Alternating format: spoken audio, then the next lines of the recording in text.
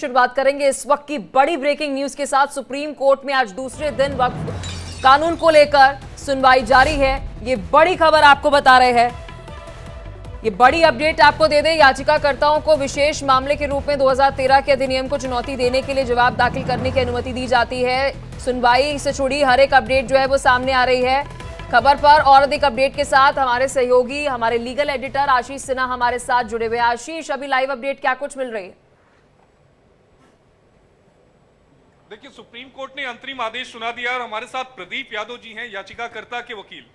प्रदीप जी, जो अमूनन ऐसा होता नहीं है कि जो मन से मांगी गई जो मुराद हो वो पूरी हो जाए, लेकिन आपके चेहरे की मुस्कान ये बता रही है कि जिस मांग के साथ आप सुप्रीम कोर्ट आए थे वो मुराद पूरी हो गई। जी हाँ, मुझे बहुत स्वागत करता हूँ इस ऑर्डर का, और मुझे पहले से ही उम्मीद है, क्योंकि जो चीज़ गलत है उसको ऑनरेबल चीफ जस्टिस कंसीडर करने के लिए तैयार हैं, और ऑनरेबल चीफ जस्टिस अगर इंटरिम ऑर्डर नहीं देंगे तो इन्फेक्चुअस हो जाएगा। इसलिए ऑनरेबल चीफ जस्टिस ने जब कंडीशनल ऑर्डर पास करने चालू कर दिया, उसी समय लर्नेड सॉलिसिटर जनरल ने कहा कि ठीक है, हम किसी को अपॉइंट नहीं करेंगे, और अगर कहीं कुछ अपॉइंट होता है तो वॉइड माना जाएगा। और दूसरी बार जो वक्फ बाय यूजर की जो प्रॉपर्टी है उसको लेकर कोर्ट ने क्या कहा? वक्फ बाय यूजर को लेकर के कोर्ट ने बहुत ज्यादा कमेंट नहीं किया, लेकिन उसको भी हमारे फेवर में ही कोर्ट ने एक तरह से ऑर्डर पास किया। कोर्ट ने साफ कर दिया कि अगर कोई प्रॉपर्टी प्राधिकरण, कोर्ट या फिर नोटिफिकेशन के द्वारा वक्फ बाय यूजर की प्रॉपर्टी वक्फ की घोषित हुई है तो उसमें बदलाव नहीं किया जाएगा, उससे किसी भी तरह से रद्द नहीं करेगी सरकार। हाँ बिल्कुल, उसको कोर्ट ने वही कहा कि जो पहले से जो 5 अप्रैल 2025 के पहले से जैसे कंडीशन थी, सेम कंडीशन लागू रहेगी। तो आज की तारीख में स्थिति क्या रहेगी? आखिरी सवाल का जवाब। आज की तारीख में जो जैसे रहा है 5 अप्रैल 2025 के पहले वक्फ एक्ट, सेम वैसे ही चलता रहेगा। आप लोगों को 2013 के बाद में जो कानून में बदलाव हुआ है उस पर जवाब दाखिल करने के लिए कहा गया है, यानी 2025 में जो बदलाव किए गए 2013 के कानून में। हाँ, उसमें भी हम लोगों को जवाब दाखिल करने के लिए कहा गया है, क्योंकि उसको सब्सेंटली चैलेंज हुआ है, जो कि आइटम नंबर 57 था, जिसको कल चैलेंज हुआ या परसों चैलेंज हुआ, जो भी हो, उस पर हमको जवाब फाइल करने के लिए कहा गया। उस पर हम पढ़ करके जवाब फाइल करेंगे। प्रदीप जी, आपका जुड़ने के लिए बेहद शुक्रिया। प्रदीप यादव याचिकाकर्ता हमारे साथ थे, जिनका साफ तौर पे कहना है कि मन मांगी जो मुराद थी वो पूरी हो गई है, क्योंकि जिस मांग के साथ ये लोग आए थे वो यहाँ पर। ठीक है आशीष, धारा 9 और 14 को लेकर क्या कुछ अपडेट जो है वो सामने आ रही है? कहा जा रहा है कि परिषद और बोर्ड में कोई नियुक्ति नहीं की जाएगी। इसको लेकर प्लीज आशीष थोड़ी सी रोशनी डालें। नहीं है, उसको सरकार संशोधन कानून के हिसाब से डिनोटिफाई कर सकती है। सर, आप किसके लिए अपियर हुए थे? मैं हिंदू सेना और हिंदू महासभा, 2 हमारे एप्लीकेंट्स थे, उनकी तरफ से मैं संशोधन के समर्थन में हाजिर हुआ हूँ। नाम बता दीजिए सर, नाम बता दीजिए सर। वरुण कुमार सिन्हा, विष्णु गुप्ता के लिए, और एक पवन अग्रवाल है उनके लिए, सतीश अग्रवाल। आज की सुनवाई पूरी नहीं, आज की सुनवाई पूरी हो गई। अगली तारीख 5 मई की मुकर्रर हुई है। धन्यवाद। आप सुन रहे थे अरे इंडिया टीवी आईडी ले लो। आशीष, क्योंकि गैर मुस्लिम सदस्यों को लेकर भी लगातार चर्चा हुई है, जो दर्शक देख रहे हैं उन्हें समझाएगा कि इस पर क्या फैसला हुआ, इस पर क्या बात सामने आई है? किस पे? एक बार गैर मुस्लिम सदस्यों को लेकर जो बात हो रही थी, जिस पे लगातार चर्चा भी हो रही थी, दर्शक जो देख रहे हैं उन्हें समझाइएगा कि इस पर सुप्रीम कोर्ट ने क्या कहा है। यही सवाल तो पलक का था सोनिका, जिस पर मैंने अभी जवाब दिया कि गैर मुस्लिम सदस्य वाले सेक्शन को ही पलक ने पूछा था, जिस पर कोर्ट ने ये कहा कि इस वाले मामले में किसी भी नई नियुक्ति नहीं होगी। तब सॉलिसिटर जनरल तुषार मेहता ने खुद ही आगे आके कह दिया कि आप कोई आदेश जारी मत करिए। इस बात को हम कह रहे हैं, ऑन रिकॉर्ड कह रहे हैं कि हम इसमें कोई नई नियुक्ति नहीं करेंगे। और हमारे साथ कुछ इस्लाम के जानकार और याचिकाकर्ता भी जुड़े हैं। बड़ी राहत सुप्रीम कोर्ट से। बहुत बहुत धन्यवाद सुप्रीम कोर्ट को। अच्छी बात है, लोग बहुत दुखी थे कि हमारी कब्रिस्तान ईदगाह भी छीन जाएगी इस सरकार के चीज़ों में। अभी सुप्रीम कोर्ट ने न्याय कर दिया। अभी अंतरिम न्याय है, लेकिन हम लोग को इतना से भी बहुत संतुष्टि है। उम्मीद है कि हम लोग आगे भी इसको कंटिन्यू जीतेंगे। आपकी चेहरे की मुस्कान बता रही है कि आपको सब कुछ मिल गया। नहीं, सब कुछ तो नहीं मिला, लेकिन फिर भी जितना उम्मीद थी उससे ज़्यादा मिल गया।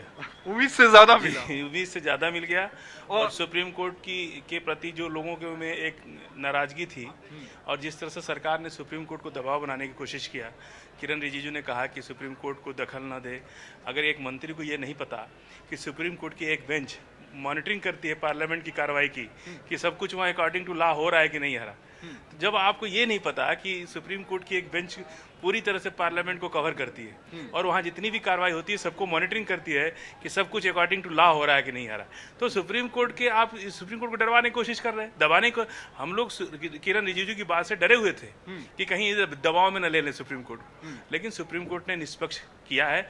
अभी बहुत कुछ होना है इसमें, पूरी लड़ाई अभी हम लोग की जारी है। लेकिन वक्त बाय यूजर में केवल 3 एस्पेक्ट्स पे राहत मिली है। पहला, अगर नोटिफिकेशन जारी हो तो। दूसरा, किसी ट्रिब्यूनल का फैसला। सुप्रीम कोर्ट के honourable chief justice of India के साथ जो बेंच का ऑर्डर आपने सुन लिया, हमारे काउंसिल निजाम पाशा ने उस बात की तरफ से काउंसिल है, मेरी फ्रेम है वो। आइंदा फिर जब पेशी होगी हम लोग कोशिश करेंगे, तो यही बात है। और कुछ आज मूवमेंट क्यों कर रहे हैं? नहीं, अभी जो सुप्रीम कोर्ट ने तो कह दिया है कि वक्फ बाय यूजर पे सुप्रीम कोर्ट ने एक बार में स्टे लगाया है और वक्फ बाय यूजर के डिलीशन पर स्टे लगाया है और साथ ही साथ कोई सेंट्रल वक्फ काउंसिल के बनाने पर स्टे लगाया गया है, स्टेट वक्फ बोर्ड के बनाने पर स्टे लगाया गया है। पूरे सर आज के फैसले से आप मुतमईन हैं सर, क्योंकि कल सुप्रीम कोर्ट 3 डायरेक्शन देने वाला था, लेकिन आप सेटिस्फाई हैं? आज का जो फैसला उससे आप सेटिस्फाई हैं सर? कितना आश्वस्त? देखिए, मैं joint working committee of parliament का मेंबर था। जितने अमेंडमेंट सरकार ने उसमें लाए थे हमने उसकी मुखालिफत की और हमने डाइसेंट रिपोर्ट दिया। पार्लियामेंट में भी मैंने उस पूरे बिल की मुखालिफत की है। तो ये कहना कि मैं दूसरे बिल के प्रोविजंस को मान लूंगा, ये सवाल पैदा नहीं होता। हम पूरे उस बिल को उस एक्ट को अनकॉन्स्टिट्यूशनल मानते हैं और ये आर्टिकल 25, आर्टिकल 26, 14 और 15 और 29 का ग्रेव वायलेशन है। ये हम पहले से ही बोल दिया है और आज फिर आपके सामने रिपीट कर रहा हूँ। No. See, let us be very careful. The Honorable Supreme Court, as rightly pointed out by my counsel, Mr. Nizam Pasha, the Supreme Court has said that the Central Waqf Council and the State Waqf Boards will not be constituted. Waqf by user cannot be deleted. Now, there are other provisions also which we as a party have come to the Honorable Supreme Court that calling it unconstitutional.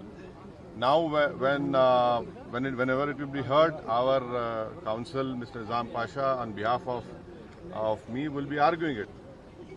As you know very well, that during the deliberations of the Joint Working Committee, I have given a Dyson report opposing all the amendments that were proposed by the government.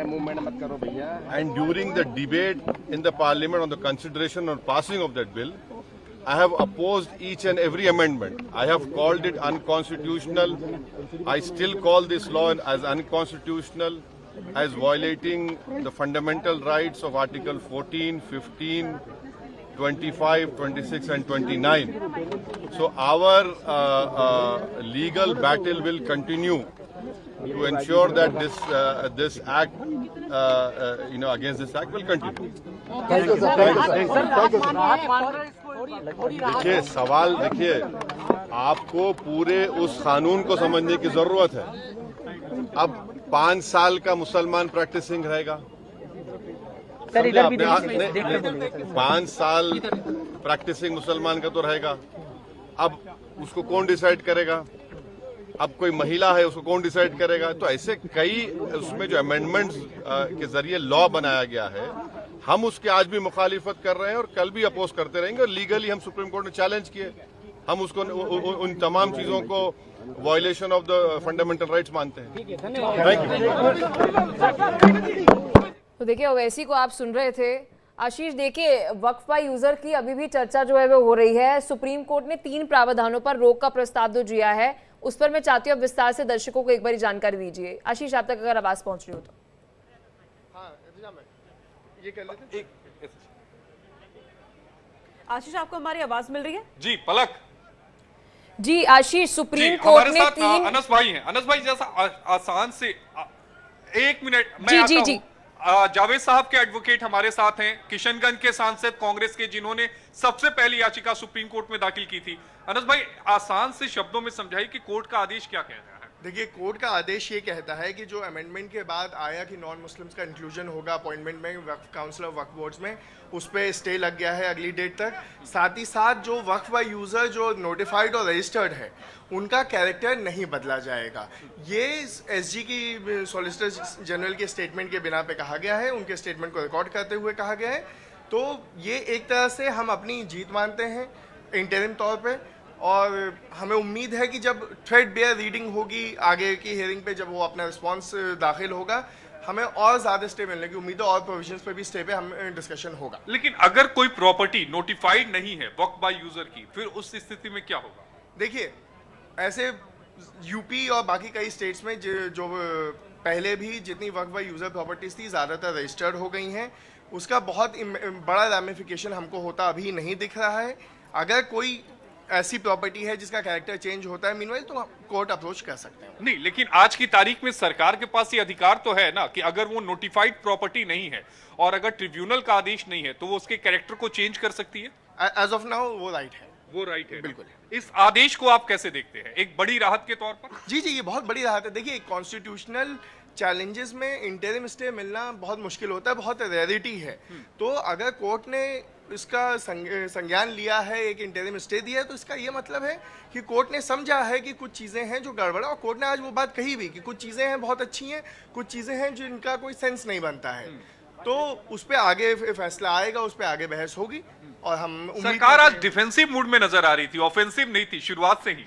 देखिए, अब इस पे मेरा comment करना सही नहीं होगा, political comments मेरे नहीं होंगे। हाँ, लेकिन एक अच्छी हियरिंग हुई है, बेंच बहुत अच्छी है, जजेस ने बहुत एक परसेप्शन जो है और जो सोच है उनकी वो बहुत अच्छी जाहिर हुई है, और आगे हम देखते हैं, हमें उम्मीद है कि फैसला हमारे हक में आएगा। चले, असद भाई हमारे साथ हैं, जावेद भाई साहब के वकील हैं जिन्होंने सुप्रीम कोर्ट में पहली याचिका दाखिल की थी, उनके वकील जिनका साफ तौर पर कहना है एक बहुत बड़ी। बिल्कुल, बहुत शुक्रिया आशीष, विस्तार से आपने खबर पर जानकारी दी और आप खबर पर नजर बनाए रखना, आपसे अपडेट